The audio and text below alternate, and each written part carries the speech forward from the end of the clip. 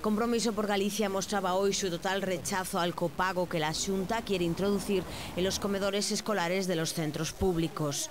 Nos términos nos que está neste momento redactado, suporía unha estafa sin precedentes ás familias dos nenos que están estudando en colexios públicos, porque o que pretende a Xunta de Galicia é nada máis e nada menos que cobrar 4,5 euros por cada menú a cada neno cada día, cando neste momento a Xunta de Galicia lle están costando eses menús 2 euros.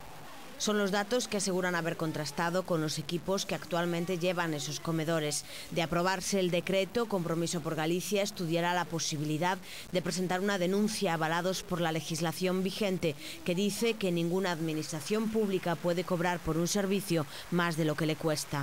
Non é de recibo en ningún momento que unha administración pública pretenda facer negocio a conta das economías familiares, pero máis neste momento de dificultades para todos. E que pretende facer Feijóo con este diñeiro? Pois nós pensamos que o que pretende non é o que dixo o Conselleiro de Educación, que é estender as plazas de comedor, crear máis plazas de comedor nos colexios públicos. Nós pensamos que o que pretende realmente é facer caixa e recaudar diñeiro para seguir aumentando as subvencións ao ensino privado.